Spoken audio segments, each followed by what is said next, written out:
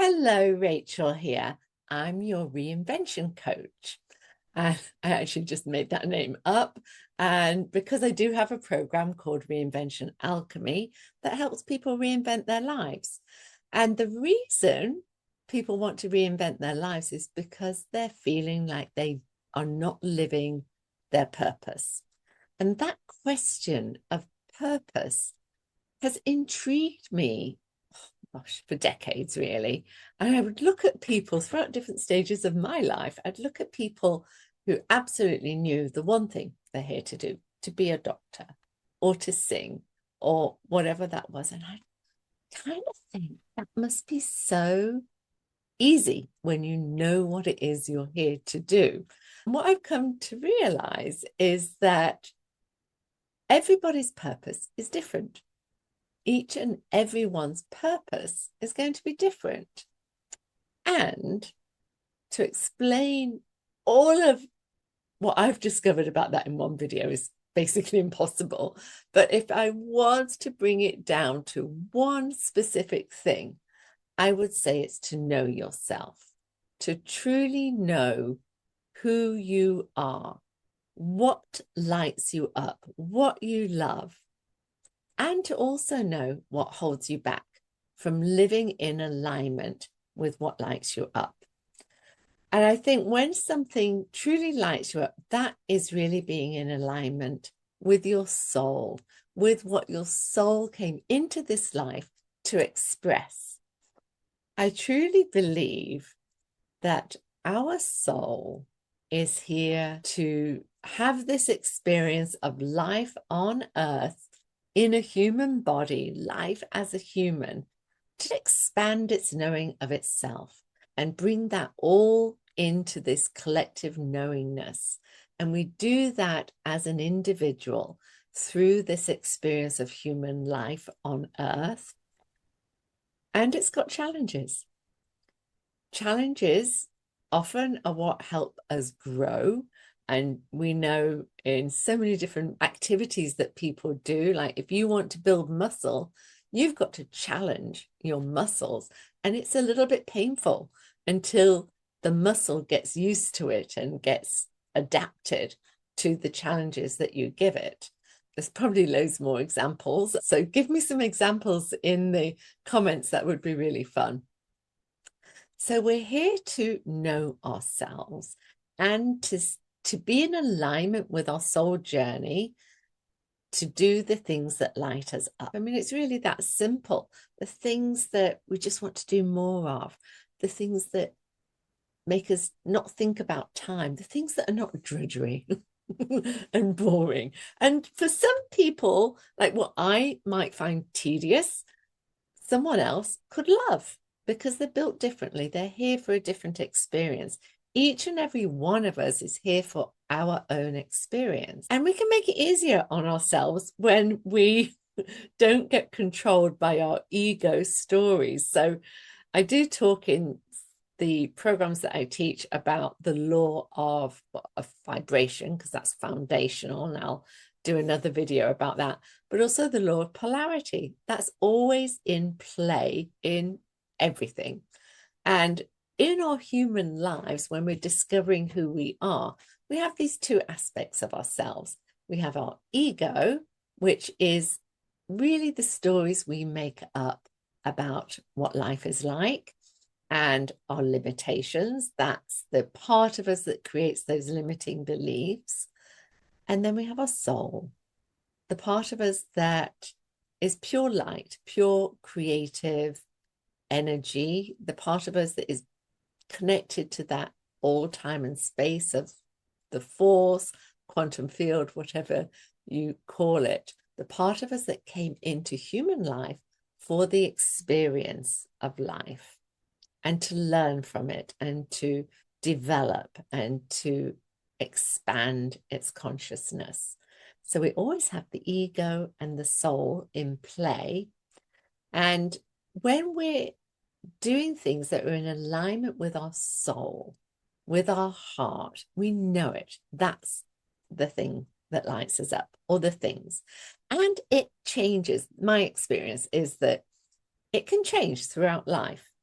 In my 20s, I wanted to explore. I moved from England to the United States, and it was a big adventure, a little bit scary. There was challenges, but it was a really good thing. And I worked in various different areas. And in my 30s, I knew without a doubt I wanted to be a mother. It was non-negotiable. So I did.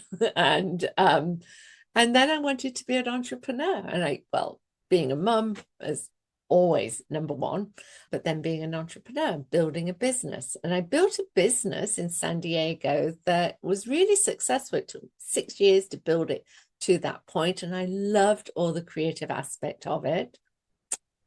And then it became not fun. And then it just seemed to be more about really filling orders, which for me just diminished my spirit. And I remember going to deliver an order one day, and one of the best parts was when I got to talk to the people in the shops I was delivering to, and I just had to drop it off and go. And I mean, obviously I was going to get a check for it, and that was nice, but that wasn't what fueled me about it. I realized that it's people that light me up. All the jobs I've done where I interact with people, I love it. And initially in that business, there was a lot of interaction with other people, and then it became really about production. And I was working for many months on an order with a big grocery chain, and it kind of filled me with dread that this could be a really big order.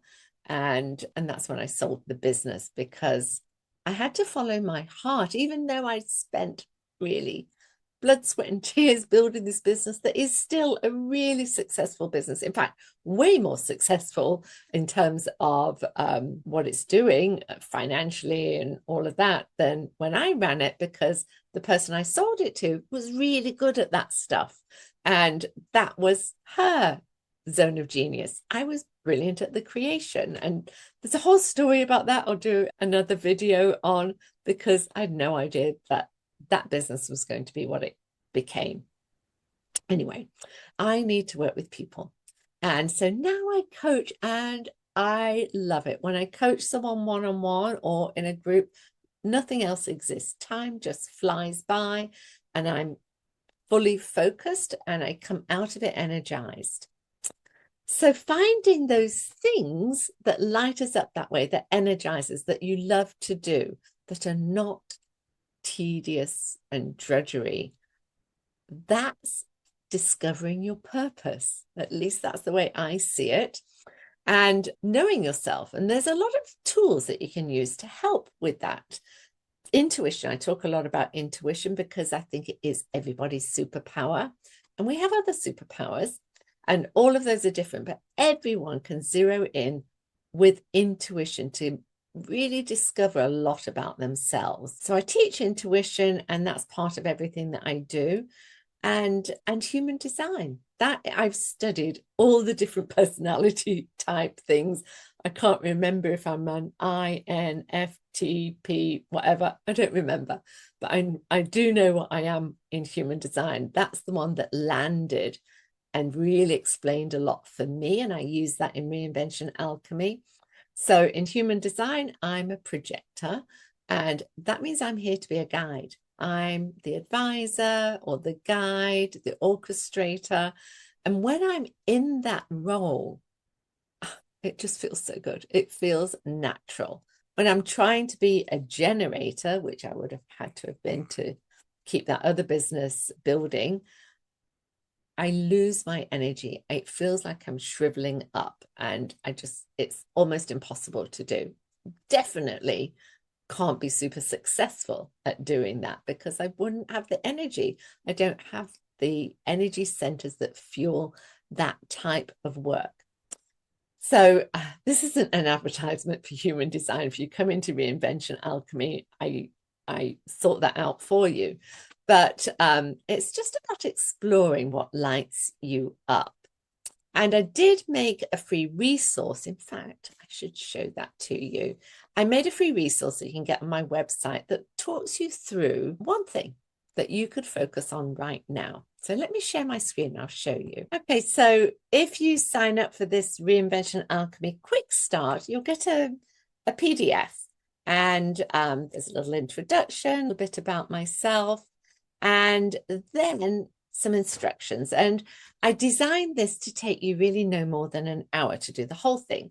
So you'll get a meditation along with this PDF, and basically just listen to the meditation, follow the instructions, and the meditation will lead you through an intuitive journey to discover the things that you would love to create, the things that would excite your heart to create. So do the meditation, give yourself some time, and you write down everything you get from that meditation, and then do step 2, which is choosing one thing from that meditation. I call it one compelling desire, that when you look at that, you just think, oh, that would be great. I would love to do that. So you choose that, and there's a way to structure a choice around that, choosing the end result of this one thing you'd love to create. And so I taught you through how to do that. And then this is the big difference. Then reflect on where you are now in relation to that choice. So you can see the beliefs that may be in play that might be holding you back. Because if you haven't created that yet, there's a reason why. Maybe you don't believe in your capacity to do that, or your worthiness, or you're afraid of what people might say about you if you did that, whatever it might be. This is a place where you look at what is going on where you are now. So it's a bit of a meditative process as well, that you just look at how that works for you, where you are now in relation to that choice that you would love. And then you write that down, just so that you can be the observer of what's going on, and then go back into the energy of what you would love. And I'm going to give you a sneak peek here of the next step, because I do that in emails following up from this. But then you go back into the energy of the thing you would love, and then just notice what would be the next obvious action. I'll just go through this. There's some information here that's really good about the mechanics that actually in your brain, in your mind, of focusing on what you'd love, being aware of what holds you back. Let me stop sharing. Oh, you didn't get to see the picture of my dog on the last page. That makes me happy, so I included that. So the mechanics of being aware of what holds you back, accepting that, because you know, when people do affirmations, you're focusing on the one thing that you want. The reason they don't work so often is because you're not looking at where you are now and what's holding you back. So we'll work on that, what holds you back, what the beliefs are that hold you back, and recognizing, first of all, they're not true. You made them up. Probably in very early childhood, they're made up stories that created a belief about how you operate in the world. I'll go into that a lot more in another video, because that's a deep topic. But once you know what is holding you back and you accept it, just the fact that you know, okay, I'm a bit scared of what people will say about me, how they're judging me. I'm a little bit scared of putting these videos on YouTube because people might, you know, judge me, might leave nasty comments. I don't want that. But you know what? I'll accept it. It's okay. It's part of the wholeness of going for what I want.